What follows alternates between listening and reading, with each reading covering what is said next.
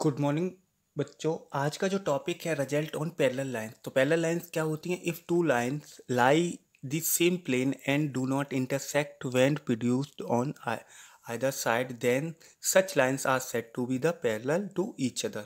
ऐसी लाइन जिनको हम आगे बढ़ाने पे कहीं पे भी वो एक दूसरे को इंटरसेक्ट नहीं करती हैं, तो ऐसी लाइंस को हम कहते हैं parallel lines.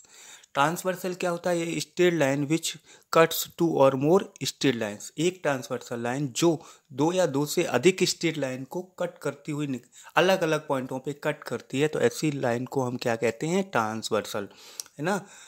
The angle formed when a transversal cut two lines. जो एंगल बनते हैं ट्रांसवर्सल लाइन जब स्ट्रेट लाइंस को कट करती है, जो एंगल बनते हैं उन एंगल्स, वो एंगल कौन कौन से होते हैं, उन्हें क्या कहते हैं, तो ये भी हम लोग देखेंगे। मान लो दो लाइन है कोई A B and C D, है ना। Two lines cut by a transversal, और एक तीसरी लाइन टी, इससे देखिए ट्रांसवर्सल लाइन टी से टी इसको इनको कट करती है। टी ए बी लाइन को ई पे कट करती है और इसी तरह से सी डी को एफ पे कट करती है। तो जो एंगल हैं 1 2 3 4 5 6 7 8, ये एंगल बनते हैं। इन एंगल्स को हम क्या कहते हैं, तो ये देखेंगे। फर्स्ट है पेयर ऑफ करस्पॉन्डिंग एंगल। तो देखिए करस्पॉन्डिंग एंगल कौन से होते हैं? करस्पॉन्डिंग एंगल होते हैं इस लाइन के, देखिए इस लाइन पे ए बी का, ये ए बी के ऊपर ये देखिए एंगल 1 और एंगल 5, ये क्या है? करस्पॉन्डिंग एंगल, जो एक दूसरे के इक्वल होते हैं। इसी तरह से इधर देखेंगे, इसी तरफ ऊपर की तरफ देखेंगे 2 और 6, ये देखिए 2 और 6 ये भी करस्पॉन्डिंग एंगल होते हैं और ये एक दूसरे के इक्वल होते हैं, है ना। इसी तरह से 4 और 8, है ना। 4 और 8, एंगल 4 इजिकल टू एंगल 8, ये इसको भी हम करस्पॉन्डिंग एंगल कहते हैं। एंगल 3 इजिकल टू एंगल 7, तो ये देखिए ये हो गए हमारे करस्पॉन्डिंग एंगल, ये, है ना। ये इक्वल बनते हैं और ये इक्वल कब होते हैं? जब ए बी पैरेलल हो किसके? सी डी के, है ना। इस बात का ध्यान रखना पड़ेगा, जब पैरेलल होगा तभी आपके ये करस्पॉन्डिंग एंगल इसके एक दूसरे के इक्वल होंगे, है ना। अगर, है ना, एंगल तो बनेंगे लेकिन इक्वल नहीं होंगे। अगर ये पैरेलल नहीं होंगे तो एंगल तो बनते हैं पर इक्वल नहीं होते। इक्वल कब होंगे? जब ये ए बी पैरेलल टू किसके हो? सी डी के। इसी तरह से pair of alternate interior angle. Alternate interior angle आप ऐसे समझ सकते हैं कि ये जेड की शेप में, जब पैरेलल लाइंस, दो पैरेलल लाइंस को एक ट्रांसवर्सल लाइन टी कट करती है, तो जेड की शेप में जो एंगल बनते हैं वो, उनको हम क्या कहते हैं?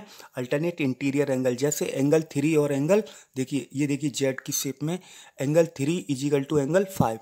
तो देखिए ये क्या है? दो पैरेलल लाइंस हैं, ए बी है ये और ये सी डी, और ये देखिए कोई ट्रांसवर्सल लाइन है, तो ये जेड की शेप में एंगल 3 इजिकल टू एंगल 5, है ना।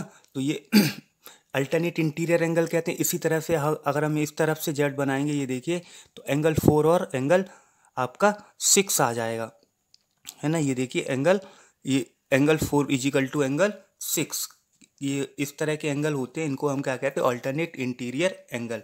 कब? जब A B parallel to C D और टी कोई ट्रांसवर्सल लाइन हो, है ना, उस समय इसको ये एंगल 3 इजिकल टू एंगल 5 और एंगल 4 इजिकल टू एंगल 6 होगा। इनको हम कहते हैं अल्टरनेट इंटीरियर एंगल। इसी तरह से pair of consecutive interior angle. Consecutive interior angle कौन से होते हैं? एंगल, ये देखिए अंदर की तरफ के दोनों, है ना। एंगल 4 इजिकल टू एंगल 4 और एंगल 5, एंगल 3 और एंगल 6, और ये क्या होते हैं? ये जो होते हैं pair of consecutive interior angles are supplementary. इनका जो सम होता है वो 180 होता है। कब?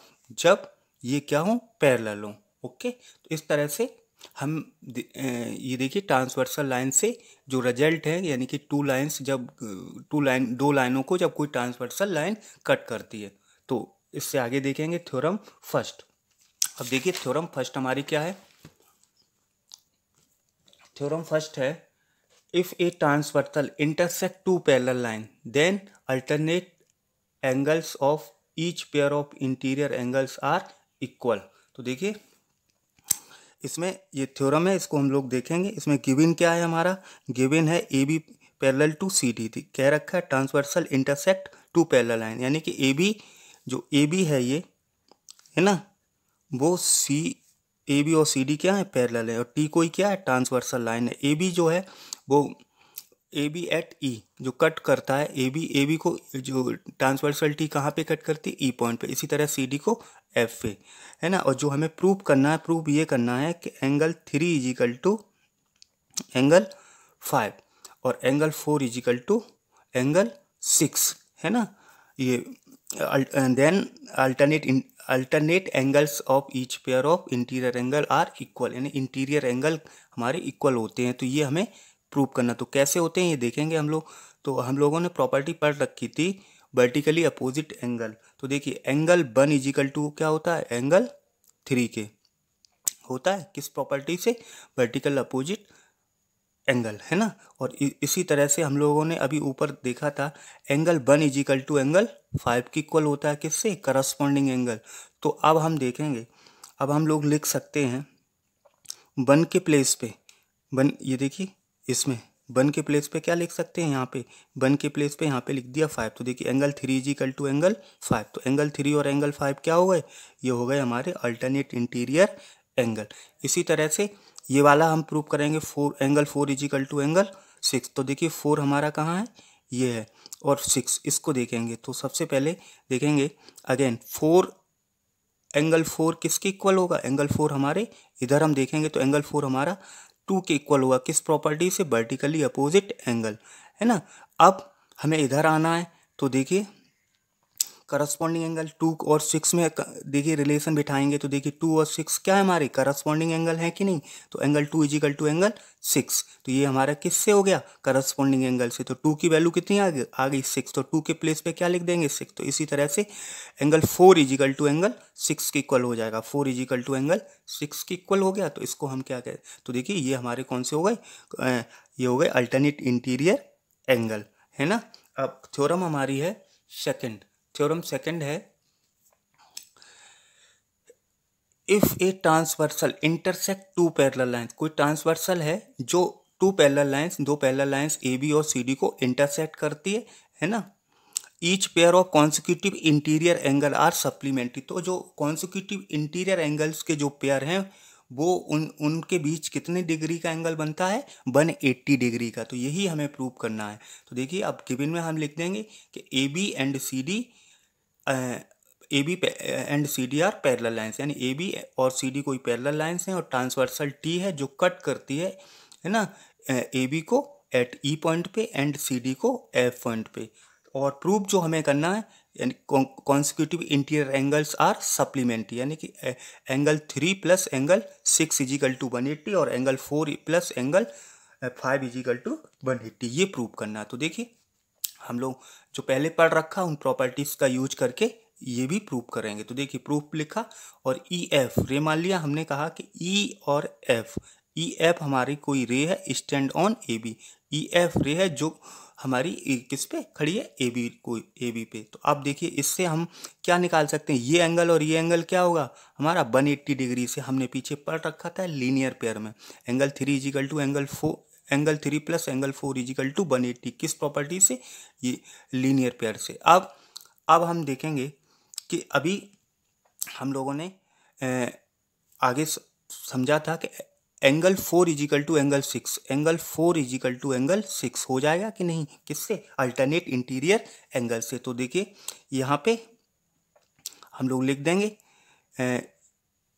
इसमें, तो 4 इजिकल टू, यानी कि एंगल 4 की वैल्यू हमने 6 निकाल दी और एंगल 4 के प्लेस पे हम लोग क्या लिख देंगे 6, तो एंगल 3 प्लस 6, देखिए एंगल 3 प्लस 6 आ गया इजिकल टू 180, ठीक है। देखिए है ना, इससे लिखिए, यानी कि जो 4 है ना, ये 4, इस 4 के प्लेस पे हम लोगों ने क्या लिख दिया 6, क्यों लिख दिया, क्योंकि ये होता है जब कोई पैरेलल लाइंस होती हैं तो इनके बीच, तो ये जो एंगल 4 और एंगल 6 एक दूसरे के इक्वल होते हैं, किससे, किस प्रॉपर्टी से, अल्टरनेट इंटीरियर एंगल, यानी कि जेड की शेप बनाता है ऐसा, ठीक। इसी तरह से अब हम इस वाले को प्रूव करेंगे अगेन, रे ई एफ, देखिए ई एफ स्टैंड किस पे खड़ी है, C D, stand on C D. तो इसमें भी देखो ये एंगल और इस एंगल का सम कितना होगा 180, किससे, लीनियर पेयर से, angle 5 plus angle 6 is equal to 180 linear pair से। इसी तरह से अब angle 6 is equal to angle 4, angle 6 is equal to angle 4, है ना, अल्टरनेट इंटीरियर एंगल हो गया। अब हम इसमें लिखेंगे 6 की वैल्यू हमारी क्या है 4 है, तो हम 6 के प्लेस पे यहाँ पे क्या लिख देंगे 4, तो 4 प्लस 5 इजिकल टू 180, देखिए 4 प्लस 5 इजिकल टू 180, तो यही हमें इसमें प्रूफ करना था, ओके।